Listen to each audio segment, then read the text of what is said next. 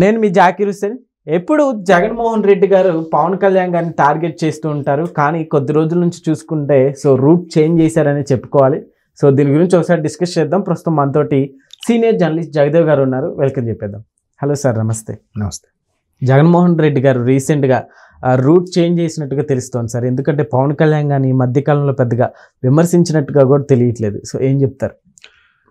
యాక్చువల్గా ఆయన విమర్శించలేదు కానీ ఆయన టీం విమర్శిస్తున్నారండి. కాకపోతే జగన్మోహన్ రెడ్డి గారు, మాజీ ముఖ్యమంత్రి గారు, పవన్ కళ్యాణ్ గారు పేరెత్తడానికే నచ్చేవారు కాదు. బట్ ఎన్నికల్లో ఘోర పరాభవం తర్వాత, ఆ రోజు గెలిచిన తర్వాత శుభాకాంక్షలు చెప్పడానికి చంద్రబాబు నాయుడు గారి పేరుని, పవన్ కళ్యాణ్ గారి పేరుని ఉచ్చరించాల్సి వచ్చింది. అది కూడా పక్కన స్లిప్ చూసి మాట్లాడుతూ పక్కన పెడదాం. అయితే ఇక్కడ జగన్మోహన్ రెడ్డి గారు మొదటి నుంచి కూడా చంద్రబాబు గారిని విమర్శించారు, చంద్రబాబు నాయుడు గారిని టార్గెట్ చేశారు, చంద్రబాబు నాయుడు గారిని కావాలని అరెస్ట్ చేయించారు. ఇవన్నీ చూసాం మనం. బట్ దానికి చంద్రబాబు నాయుడు గారికి సపోర్టివ్గా ఎప్పుడైతే పవన్ కళ్యాణ్ గారు వెళ్ళారో, ఇంకేంటి ప్యాకేజీ స్టారు, పావలా స్టారు, దత్తపుత్రుడు, ఆయన ఏం చెప్తే ఈయన అదే వింటాడు, ఆయన వదిలిన బాణం, ఈయనకంటూ సొంత అభిప్రాయాలు లేవు, ఏవో రకరకాలుగా క్రియేట్ చేశారు. వాళ్ళ మనుషులు కూడా అలాగే విమర్శించేవారు. ఎవరు కొడాల నాన్నగారు లాంటి వాళ్ళు చాలా పద్ధతిగా మాట్లాడేవారు ఆ విషయంలో.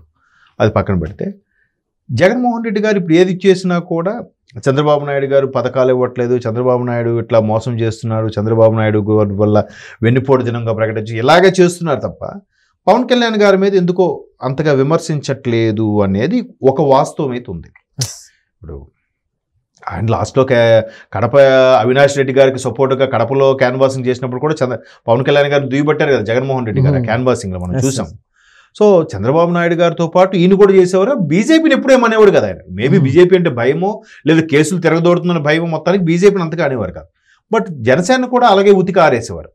సో ఇప్పుడు మీరన్నట్టు కొన్ని చూస్తే మొన్న రీసెంట్గా రోజా గారు మళ్ళీ పవన్ కళ్యాణ్ విమర్శించారు. కానీ ఎవరున్నారండి ఇప్పుడు వైసీపీలో, జగన్మోహన్ రెడ్డి గారి టీంలో బీజేపీని పక్కన పెడితే టీడీపీని, జనసేన విమర్శించడానికి కూడా సరైన నాయకులే లేరుగా. కొంతమంది సైలెంట్ అయిపోయారు, కొంతమంది పార్టీని విడిపోయారు. అత్యంత అనుచరుడు ట్విన్స్లో ఒకరైన విజయసాయిరెడ్డి గారే పార్టీని వీడి వెళ్ళిపోయాక ఇంకెవరు ఉంటానండి? మహా అయితే అంబటి గారి పేరు, పేర్ని గారి పేరు, తర్వాత రోజా గారి పేరు వినిపిస్తుంది. ఇంకెవరు కనిపిస్తున్నారు చెప్పండి?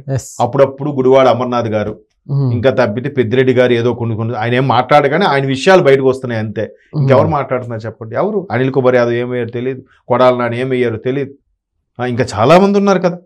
సో ఇట్లాంటి పరిస్థితుల్లో వీళ్ళందరూ ఏమయ్యారు, ఎక్కడికి వెళ్ళారు కానీ కొద్దిమందే ఉన్నారు. ఈ కొద్దిమంది కూడా అప్పుడు మేము ఇంకా పార్టీలో ఉన్నాము, మా రాజకీయ మనుగడ మాకు అవసరం అన్నట్టుగా వార్తల్లో కనిపిస్తున్నారు తప్ప ఎక్కడ విమర్శలు లేవు. అంటే చంద్రబాబు నాయుడు గారిని టార్గెట్ ఎందుకు చేస్తారో కూడా, ఇప్పుడు చంద్రబాబు నాయుడు గారికి, జగన్మోహన్ రెడ్డి గారికి పడదు అనుకుంటే కాసేపు, ఎందుకు పడదంటే రీజన్ ఉందా? రాజకీయ పరంగా కానీ వ్యక్తిగత కక్షలు ఏమైనా ఉన్నాయా? రాజశేఖర రెడ్డి గారు కూడా చంద్రబాబు నాయుడు గారు హేమీలుగా ఉండేవారు. అసెంబ్లీలో నువ్వా నేనా అన్నట్టుగా ఉండేది. కానీ ఎంత ఇదిగా ఎప్పుడూ లేదు. కనబడితే ఇద్దరు నమస్కారం చెప్పుకునేవారు. ఏమైనా కథాకార్యాలు అయితే ఒక ఫంక్షన్కి వెళ్తే ఇద్దరు ఒక సోఫా మీద కూర్చొని జోకులు వేసుకునేవారు. అది కదా రాజకీయం. సో ఇప్పుడు మేబీ పవన్ కళ్యాణ్ ఏదైతే సనాతన ధర్మాన్ని ఎత్తుకున్నారో, ఏదైతే తిరుపతి లడ్డు వ్యవహారం, నెయ్యి కల్తీ వ్యవహారం కానీ, మొన్న తమిళనాడులో మురుగన్ మహానాడు నిర్వహించినప్పుడు ఏదైతే పంచకొట్టుతో పాటు వెళ్ళి సనాతన ధర్మం, హైందవ సిద్ధాంతం గురించి బాగా స్పీచ్ ఇచ్చారో, ఈయన పూర్తి స్థాయిలో బీజేపీ వ్యక్తిలాగే మాట్లాడుతున్నారనే విమర్శ కొంత ఉంది. అలా కాకపోయినా ఈయన కంప్లీట్గా ఈయనకి మోదీ గారి support, BJP support, Amit Shah గారి సపోర్ట్ ఉందనే భయంతోనో, లేదంటే లేదు జనసేనని నెక్స్ట్ ఎలక్షన్స్కి మరలా ఇటు కలుపుకొని పోటీ చేద్దామని ఆలోచన అయినా అయ్యుండొచ్చు. అప్పట్లో కూడా కొంత వినిపించింది, ఎవరో ఒక సందర్భంలో చెప్పారు కూడా, జనసేనను మనం అంతా కలుపుకొని పోటీ చేద్దాము, మనం స్వచ్ఛందంగా గవర్నమెంట్ ఫామ్ చేయడం కష్టము, టీడీపీ బలంగా ఉంది కాబట్టి అని అప్పట్లో ఎవరో సజెస్ట్ చేశారట. ఈ రాయలసీమ నాయకులు ఎవరో కొంతమంది చేస్తే ఏం కాదు మనమే సింగిల్గా వస్తాం అన్నారట. ఈవెంట్ మొన్న 24 కూడా మన మీద విమర్శలు చాలా వస్తున్నాయి, జనసేన మన వైపు కలుపుకుందామంటే ఊరికే ఎలా రెచ్చగొట్టారంటే, పవన్ కళ్యాణ్ చంద్రబాబు నాయుడు గారు అడుగుజాడలు నడుస్తున్నాడు, పవన్ కళ్యాణ్ చంద్రబాబు నాయుడు గారు ఇచ్చిన స్క్రిప్టే మాట్లాడుతున్నారు, ఆయన పావలా స్టార్, ఈ విధంగా చేసేసరికి ఎప్పుడైతే అరెస్ట్ చేశారో ఆ అనుకోని సమీకరణ ఒకటైపోయింది కదా. పవన్ కళ్యాణ్ గారు ఎప్పుడైతే ములాఖాతుకు రాజమండ్రి వెళ్ళారో బయటకు వచ్చి ఈ ఎన్నికల్లో బాబు గారితో కలిసి టీడీపీతో కలిసి పోటీ చేయబోతున్నాం అని స్టేట్మెంట్ ఇచ్చారు. అక్కడే గెలుపు ఖాయమైపోయింది. అంతలాగా రెచ్చగొట్టి వాళ్ళిద్దరూ కలవకుండా ఉండాలని ప్రయత్నించిన వాళ్ళు ఒక విధంగా వాళ్ళే కలిసేలా చేశారు ఈ వైసీపీ వాళ్ళు కదా. అరే మొత్తానికి పవన్ కళ్యాణ్ గారు గేమ్ చేంజరు, పవన్ కళ్యాణ్ గారు అదేంటి 100% స్ట్రైకింగ్ రేట్ ఇవన్నీ ఎలా వచ్చాయి? అఫ్ కోర్స్ ఆయన కూడా కొంత కాంప్రమైజ్ అయ్యాడు, ప్రజలు కూడా విసిగిపోయారు. బట్ టీడీపీ క్యాడరు బలంగా ఉంది. 135 స్థానాలు ఎలా గెలుచుకుంది? ఎందుకు మిగతా బీజేపీ కూడా జనసేనలోంచి కొన్ని సీట్లు అడిగి తీసుకుంది, కానీ టీడీపీ నుంచి ఎక్కువగా తీసుకోలేకపోయింది? ఎందుకు? బలంగా ఎందుకు ఏర్పడింది? ఈవెన్ బీజేపీ కొన్ని స్థానాల్లో గెలవడానికి కూడా టీడీపీ కారణం, బీజేపీ కొన్ని స్థానాలు గెలవడానికి కొంత జనసేన కారణం. జనసేనకు అన్ని జిల్లాల్లో అంత పట్టు లేదు, 13 అంటే 26 జిల్లాలో అంత పట్టు లేదు. బట్ టీడీపీకి అన్ని జిల్లాల్లో పట్టుంది, బలమైన క్యాడర్ ఉంది. కాబట్టి బలమైన నాయకుడు కూడా ఉన్నాడు చంద్రబాబు నాయుడు కూడా. ఎన్ని ఇబ్బందులు పెట్టినా కూడా అలాగే ఉన్నాడుగా. ప్రతిపక్షంలో కూడా కూర్చున్నాడుగా. ఆయన 4వ ముఖ్యమంత్రి అయ్యాడంటే మరొక 3 సార్లు ప్రతిపక్షంలో ఉన్నట్టే కదా.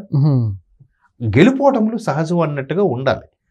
ఓడిపోయేసరికి గుండెలు బాధ తీసుకొని ఇదంతా ఈవీఎంలు ట్యాంపరింగ్. మరి నువ్వు గెలిచినప్పుడు ఈవీఎంలు ట్యాంపరింగ్ కాదా? అది తప్పు. సో అట్లాంటిది ఎందుకో పవన్ కళ్యాణ్ని ఎందుకో దుయ్యబట్టట్లేదు. బట్ పవన్ కళ్యాణ్ మాత్రం మీరు ఏమిటి చేష్టలు, మేము చూస్తూ ఊరుకుంటున్నామని మీరు చెలరైపోతున్నారు అన్నట్టుగా ఆయన మళ్ళీ కౌంటర్లు ఇస్తున్నాడు. అయినప్పటికీ పూర్తి స్థాయిలో రోజా గారు తప్ప ఇంకా అంతకన్నా సీనియర్లైన అంబటి గారు కానీ లేదా పేర్ని గారు కానీ లేదంటే జగన్మోహన్ రెడ్డి గారు కానీ ఎందుకు విమర్శించట్లేదు అనేది అయితే కొంచెం సందేహం ఉంది. ఏమో రాజకీయ సమీకరణాలు ఎప్పుడు ఎలా మారుతాయో కూడా చెప్పలేము కదా. బట్ టీడీపీ కూడా బలంగా ఉండడం వల్ల జన సైనికులకు కానీ జనసేన వాళ్ళకి కానీ కూడా పవన్ కళ్యాణ్ గారిని ముఖ్యమంత్రిగా చేసుకోవాలనో లేదంటే కొద్దిగా ముందుకు తీసుకురావాలనో ఇతను హైప్ చేయాలని కూడా తాపత్రయం ఉంటుందిగా. బట్ పవన్ కళ్యాణ్ గారు కూడా దాన్ని కుండ బద్దలు కొట్టినట్టు చెప్పారు. మరొక 10 ఏళ్ళ వరకు నేను బాబు గారు హయాంలోనే పనిచేయాలనుకుంటున్నాను అంత సీనియర్ నాయకుడిలో అని కూడా చెప్పాడు. ఆయన అసెంబ్లీ సాక్షిగా కూడా చెప్పాడు. కాబట్టి చూద్దాం, ఏది ఏమైనా రాజకీయ సమీకరణలు ఎప్పుడు ఎలా మారుతాయో చెప్పలేం. Let's wait and see. Okay sir, thank you.